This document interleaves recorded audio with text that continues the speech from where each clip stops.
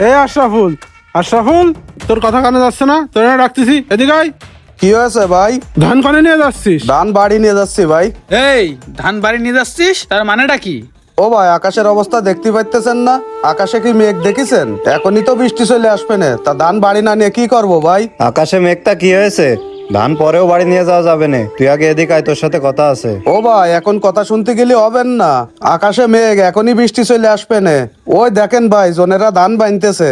আগে একবার ধান ভিজেছে, এখন যদি এই কাজ ফেলে তুই আপনাকে কথা শুনতে যাই, তাহলে আবার আমার ধান বেচবে না ভাই। আমি একটা ধানও বাড়ি নিতে পারবান না। এই তুই তো চরম লেভেলের বেয়াদব ভাই, তোরে দেখতেছে, তোর কানে যাচ্ছে না? আগে এদিকে আই।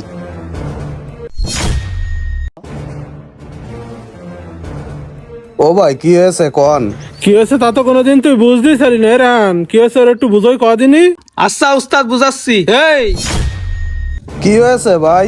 কি হয়েছে তুই বুঝতে পারতেছিস না? এই যে তুই ধানগুলো কাটে গুছাই বাড়ি নিয়ে যাচ্ছিস, ভাইয়ের কথা তোর মনে নেই? আমার ধান কাইটে আমি বাড়ি নেবো না তো খিড়া বাড়ি নেবে ভাই? আর ভাইয়ের কথা কি মনে থাকবে? ও আচ্ছা, তাইলে মনে হয় তুই সব কথা ভুলে গেছিস, তোর একটু মনে করাই দিই। এই জোরে জোরে টেপ। ঠিক আছে উস্তাদ।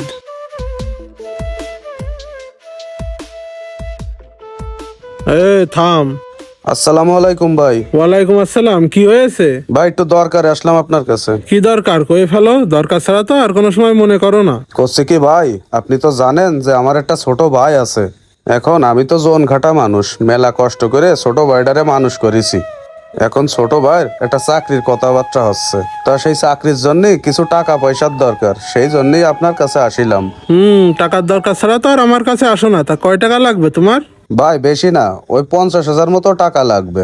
50,000 টাকা? ওইটা কোনো ব্যাপার না রায়, আনি একটু বলে দাও তো টাকার ব্যাপারটা। ঠিক আছে উস্তাদ, 50,000 তো? এই 5 পাঁচা 25, 5 ভাগে 25,000 টাকা সুদ দিতে হবে, তুই পারবি নি তো? ও ভাই, কি কথা করছেন? 50,000 টাকায় 25,000 টাকা সুদ? একটু কম নেওয়া যাবেন না ভাই? এই কোনো কম হবে না, তোর যদি টাকার দরকার হয় তাহলে নে, আর না হলে আনতে যা। আর ভালো কথা, টাকা তো নিবিনি, তা টাকা ফেরত দিবিনি কোন সময়? ভাই, আমি তো মাঠে কয়টা ধান লাগাইছি, তা ওই ধান কাইটে আপনাকে টাকা আসল আর লাভ একসাথে দিয়ে দিবানে ভাই। ধান ওঠা পর্যন্ত আমার সময় নেই। ধান ওঠার 1 মাস আগে আমার টাকা দিতে হবে। যদি পারিস তো টাকা নিয়ে যাস। আচ্ছা ঠিক আছে ভাই, আমি ধান ওঠার 1 মাস আগেই আপনাকে টাকা ফেরত দিয়ে দিবানে। আচ্ছা ঠিক আছে, তাহলে সন্ধ্যের সময় জমির দলিলটা রায়নের কাছ দিয়ে ওর কাছ থেকে টাকাটা নিয়ে যায় নে। আচ্ছা ঠিক আছে ভাই, তাহলে আমি ওই সন্ধ্যের সময় রায়ন ভাইয়ের কাছে জমির দলিল দিয়ে যাবানে আর টাকাটা নিয়ে যাবানে। আচ্ছা ঠিক আছে, টাকা নিয়ে যাওয়া ভালো কথা, কিন্তু মনে রেখে টাকা কিন্তু ধান ওঠার 1 মাস আগেই দিতে হবে। দিয়ে দিবানে ভাই। আচ্ছা ঠিক আছে, যা। আসসালামু আলাইকুম। এই তোর আবার গা টিপা বন্ধ করলি কেন? গা টেপ। উস্তাদ এই তো টিপতেছি। কি এবার মনে পড়েছে? তুই যে ভাইয়ের কাছ থেকে কতগুলো টাকা নিলি, সে টাকা দেওয়ার ডেট তো কবেই পার হয়ে গেছে, সেই দিকই তো তোর খেয়াল নেই। আবার মাঠের ধানগুলো বাইরে না জানায় কাইটে চুপি চুপি বাড়ি নিয়ে চলে যাচ্ছিস, তোর তো কাজ বাজ ভালো আসছে না। এ জয় থাম, ধান কেটেছে ভালো কথা, ধান এখন ওর বাড়ি যাবে না, ধান সব ভাইয়ের বাড়ি যাবে, চল। ও ভাই, আপনারা একই রকম কথা করছেন। ধান সব বাইরের বাড়ি নিয়ে যাবেন মানে? আপনারা যদি এই ধান সব বাইরের বাড়ি নিয়ে যান, তাহলে আমি এই পানি এলার টাকা দেবো কোন জায়গাতে? সারের দোকানতে বাকি নিয়ে এসে সেই সার দিয়ে চাষ করেছি, সেই সার এলার টাকা দেবো কোন জায়গার থেকে?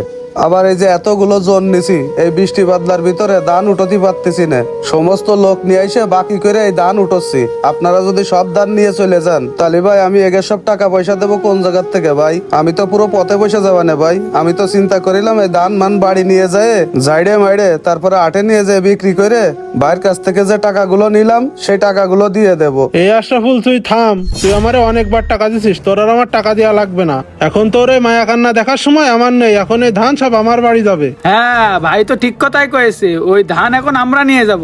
তুই জোনের টাকা পানির টাকা কমতে দিবি সেটা তুই বুঝবি, আর ওইসব দেখার জন্যই ভাই বসে নেই, কারণ তুই ভাইরে টাকা না দিয়ে দিনের পর দিন ঘুরাইছিস। আমি বাইর টাকা নিয়ে ঘুরাইছি সেটা ঠিক আছে। ও ভাই, আপনি তো জানেন আমি গরিব মানুষ, ঠিক মতো টাকা পয়সা ম্যানেজ করতে পারিনি, সেই জন্য আপনার টাকাটাও দিতে পারিনি। ভাই আপনি আমারে আর কয়টা দিন সময় দেন, আমি ধান কয়টা বাড়ি নিয়ে যাই যত তাড়াতাড়ি পারি, আটে বিক্রি করে আমি আপনার টাকা দিয়ে দিবানে ভাই। এই তোরে মেলা সময় দিছি, আর সময় দিতে পারবো না। হয়তো এখন টাকা দিবি, না হলে তোর ধান আমরা নিয়ে যাবো।